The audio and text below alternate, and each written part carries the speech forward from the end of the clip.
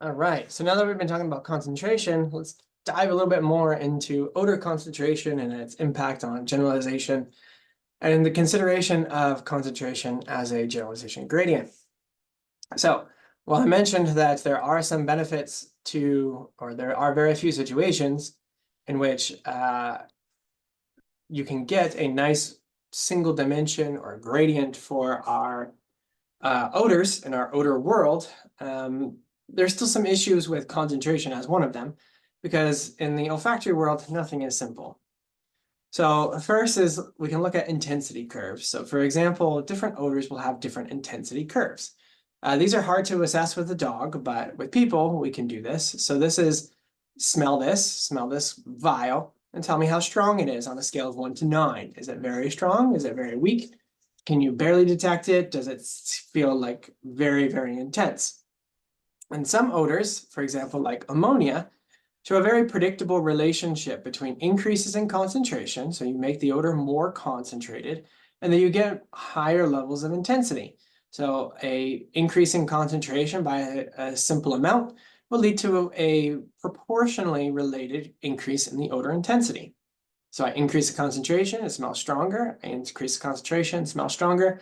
Increase the concentration, smells stronger. Very nice and clear.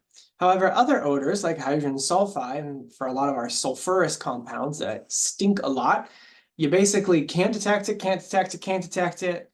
Ooh, that's intense.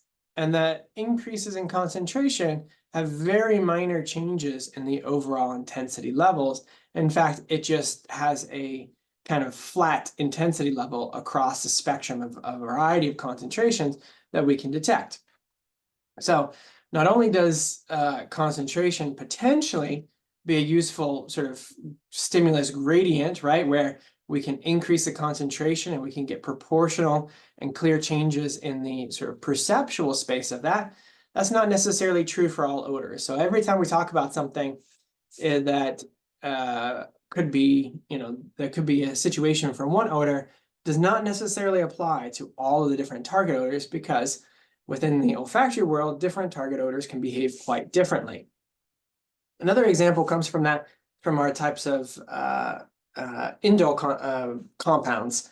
So this is a compound that, and related compounds that at very low concentrations, they tend to produce a smell that is of like a white floral smell. It smells like jasmine, honeysuckle, all of those kinds of nice white flowers. So when you smell it in these plants, it smells absolutely fantastic. And say, for example, you were a perfumer and you're like, all right, I am going to take this compound that smells like a jasmine and I am going to produce this perfume that is going to last all day. So I need to extract this compound, concentrate it up to a high level, add it in to a glass of vial, and then spritz it all over yourself and it will last all day. The drawbacks of that is that this exact same compound, while it smells like jasmine at low concentrations, if you were to do this and push it out at high concentrations, it smells like shit, literally. It is a compound that's also in high concentrations of feces. So we can actually have what's called perceptual quality changes between very drastic changes in concentrations, where at some range of concentrations, an odor might smell like this kind of compound, but at different concentrations, it would smell like a completely different compound. In general, at least within the human literature, the research suggests that changes in concentration of around 100-fold or so for quite a number of compounds can actually lead to what are called perceptual quality changes, meaning that they actually just smell like different compounds, like completely different chemicals in of themselves, and that the difference from one chemical to another can be just as much as the same chemical from one concentration range to another concentration range. So that's what makes working with odors a lot of fun, or miserable, depending on your perspective. Nonetheless, how can we sort of look at and consider the importance of concentration within our training programs? So there's a study we did back probably about 5 years ago now, where we were interested in how does the way that we train our dogs influence the detection threshold limits, or the minimum concentrations of an odor that they can detect. So we had an experimental group of dogs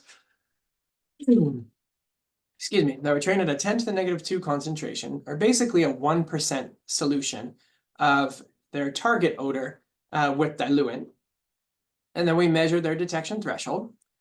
Then we lowered what they were trained to by 1.5 log steps. So basically 10 to the negative 3.5. And then we measured their detection thresholds again. And then we lowered their concentration for training and measured their detection thresholds again. We compared this to a control group of dogs that started out exactly the same, but then we just kept repeating their training and measuring their detection thresholds to the exact same concentration. So they just got continued training at the same concentration, and we actually yoked the control dogs' training to the experimental dogs, meaning that for every training session that an experimental dog got, a dog in the control group got the same amount of training. And the purpose of this was to make sure that every dog got the same amount of training, and that the only difference was whether the dogs got trained to a successive series of lower concentrations or just the same concentration. So just mimicking that I have one amount that I always train my dogs to. How does that impact, remember that generalization gradient, in comparison to having multiple different concentrations? And our presumption was that all dogs technically could detect probably physically this concentration, but these dogs may not detect this very low concentration because they're being trained to that same concentration. So I'm imagining their generalization gradient might look like this, very, very, very narrow around this concentration that they're always trained to. And when you get to 10 to the negative 5, it's down here. They don't really respond. Whereas these guys are being trained to a continued range of lower concentrations. So when you get to 10 to the negative 5, it's still within their detection limits, and they've also been trained to that lower concentration. And because these are log units, 10 to the negative 2 to 10 to the negative 5 is about a 1,000-fold range in concentration. So based off of our previous research, we would anticipate that dogs would not spontaneously generalize across this entire range of concentrations. So our target odor was amyl acetate. This is how we did the serial dilutions. For detailed information on how to do serial dilutions for your own work, that can come up in a future class. So what did our control group do? So here is our trained concentration, and here is our detection threshold limit. So our detection threshold limit was measured by starting them at this concentration, and then what we do is we give them a series of trials. If they get 2 correct in a row, we go down in concentration. If they get 1 wrong, we go back up in concentration. If they get 2 right, we go down in concentration. And we get to a point where they keep bouncing back and forth. If we go any lower, they can't do it. If we go back up, they can do it.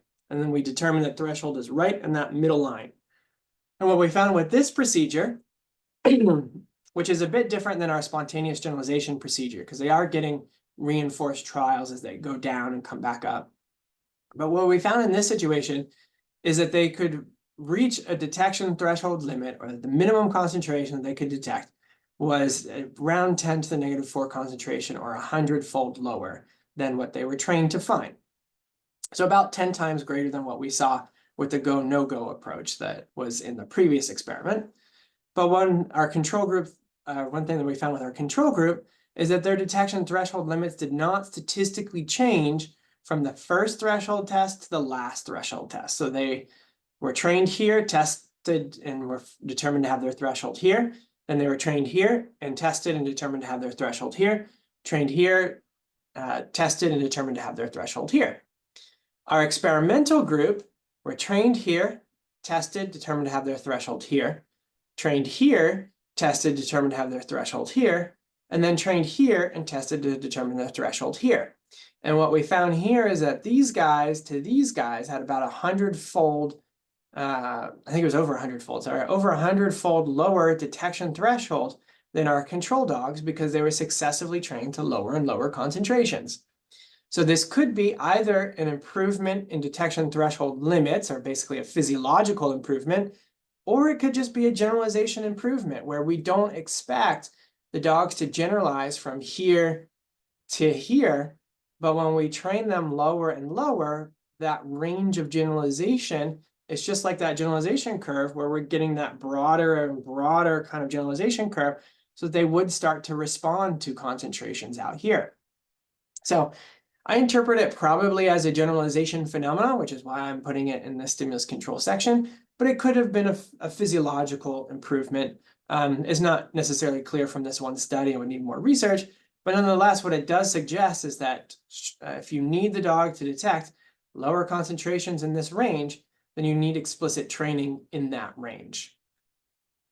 Similarly, we had a case study that just kind of popped into our hands that showed a similar kind of result, but actually in the opposite direction, meaning with high concentrations. So in this situation, we got a call from a group in which a real life scenario occurred, in which there was a bag that was essentially found at the edge of the woods. In this scenario, one dog was deployed to go and sniff the bag, and the dog cleared the bag. A second dog was deployed to go and clear the bag, to go and investigate the bag, and the dog cleared the bag.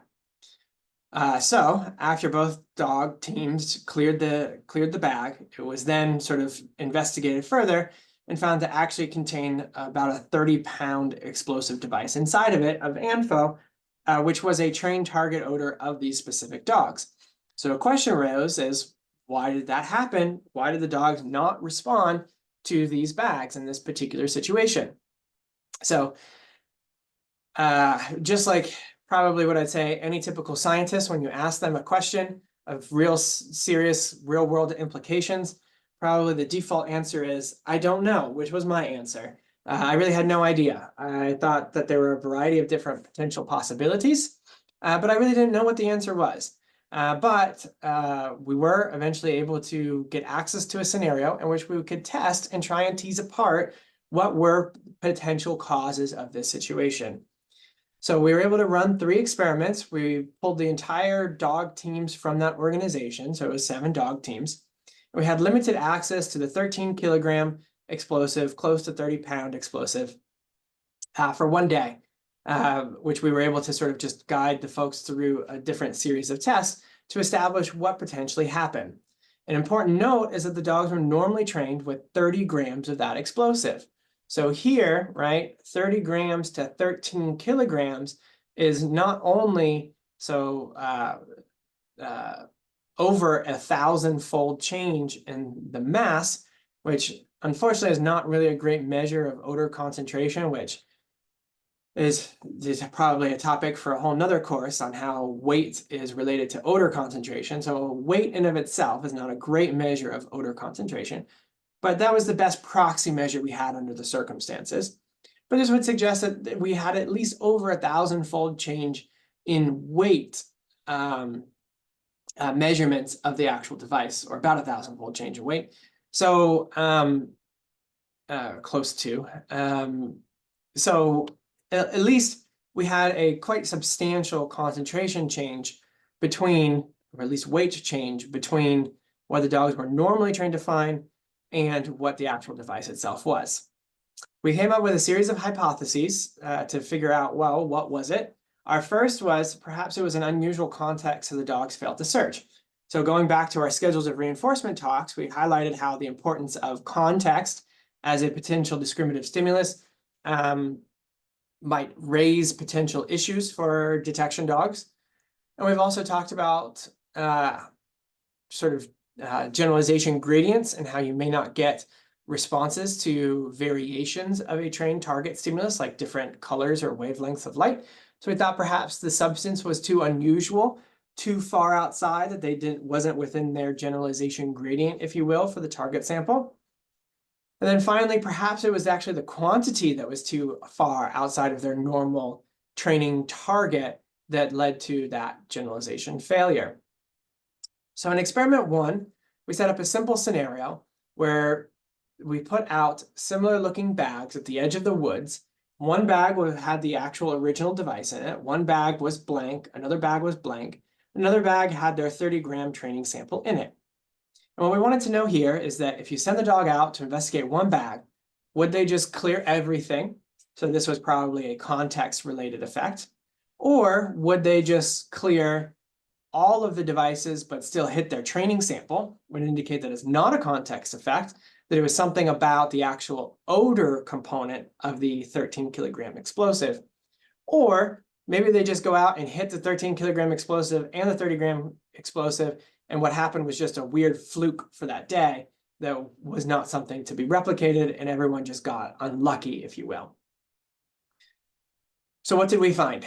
We found that every dog alerted to their 30-gram training sample. So we had a perfect response rate to their actual trained sample in the bag.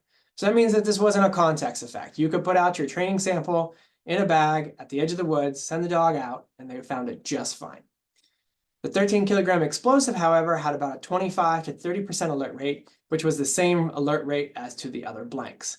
So it indicated that, one, there is an issue, with this 13 kilogram explosive, but it is not context because they could respond to their own target, and that their response rate to the actual explosive was about the same as the overall false alarm rate.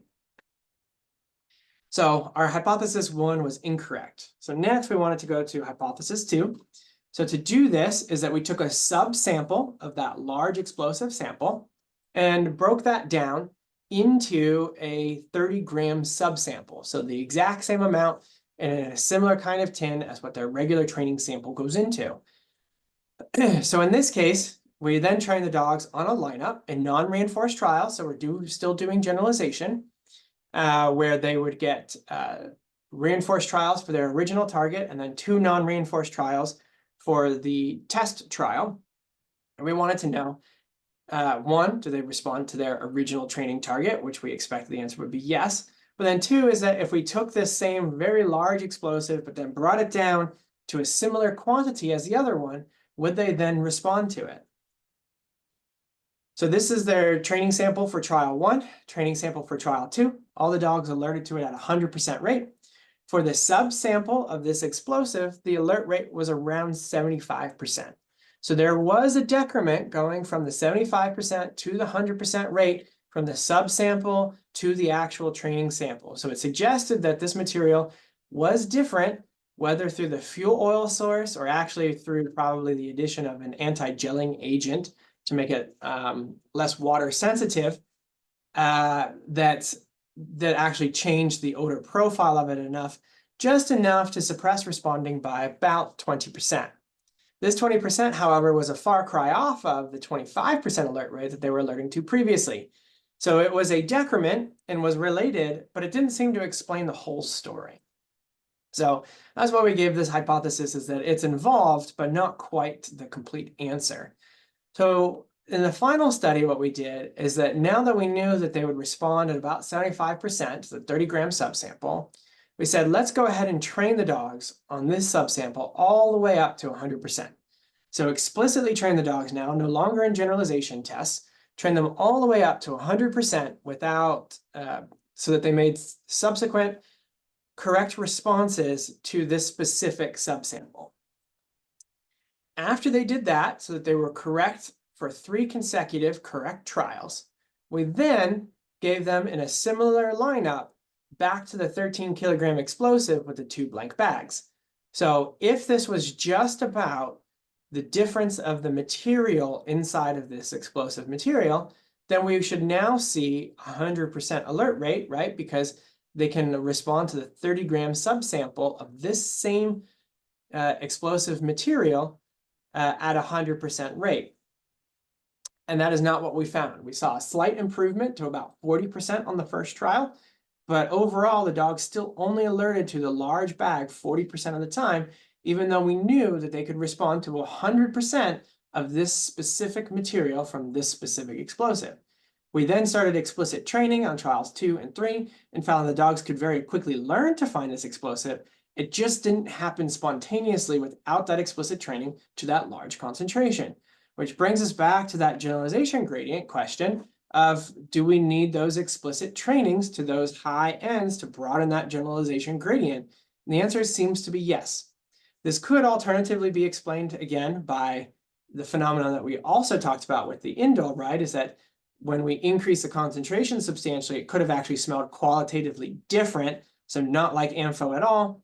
But my guess is actually because of how quickly this occurred, from here, I'm more inclined to interpret this as likely just being a generalization gradient being too narrow, and the dogs just needed some examples at the high concentration to be able to get the appropriate generalization of responding to those different concentrations.